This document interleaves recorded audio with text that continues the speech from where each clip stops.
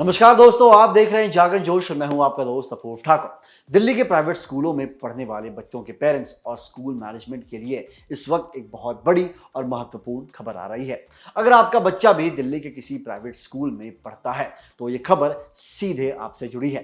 दिल्ली सरकार के शिक्षा निदेशालय यानी डायरेक्टरेट ऑफ एजुकेशन ने स्कूलों की मनमानी फीस बढ़ोतरी पर लगाम लगाने के लिए एक नया और सख्त आदेश जारी कर दिया है। सरकार के इस नए रूल के मुताबिक दिल्ली के सभी मान्यता प्राप्त प्राइवेट स्कूलों को 15 जुलाई तक अपने यहां school level fees regulation committee का गठन करना अनिवार्य यानी कंपलसरी कर दिया गया है। यह आदेश Delhi school education transparency in fixation and regulation of fees act 2025 के तहत जारी किया गया है। इसका मुख्य उद्देश्य यह सुनिश्चित करना है कि स्कूल अपनी मर्जी से जब चाहे तब फीस ना बढ़ा सके और पूरी प्रक्रिया में पूरी पारदर्शिता यानी ट्रांसपेरेंसी बनी रहे। अब सोच रहे होंगे कि आखिर इस कमेटी में कौन कौन शामिल होंगे।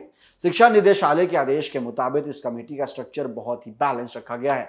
कमेटी में स्कूल मैनेजमेंट का एक प्रतिनिधि अध्यक्ष होगा, जबकि स्कूल का प्रिंसिपल इसका सेक्रेटरी रहेगा। इसके अलावा पारदर्शिता बनाए रखने के लिए ड्रॉ के जरिए चुने गए 3 टीचर्स और पेरेंट टीचर्स एसोसिएशन से चुने गए 5 पेरेंट्स इसके मेंबर्स होंगे।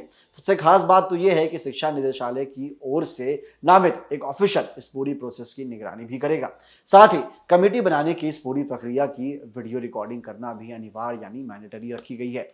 अगर टाइमलाइन की बात करें तो 15 जुलाई तक कमेटी बनाने के बाद सभी स्कूलों को 31 जुलाई तक अगले 3 एकेडमिक सेशंस के लिए अपना प्रस्तावित फीस स्ट्रक्चर इस कमेटी के सामने पेश करना होगा। इसके साथ ही स्कूलों को अपने पिछले 3 सालों के चार्टर्ड अकाउंटेंट यानी सीए से प्रमाणित ऑडिट किए गए फाइनेंशियल डॉक्यूमेंट्स भी जमा करने होंगे। बिना ऑडिट वाले ये सेल्फ सर्टिफाइड डॉक्यूमेंट्स को नियमों का उल्लंघन माना जाएगा और उसे रिजेक्ट कर दिया जाएगा।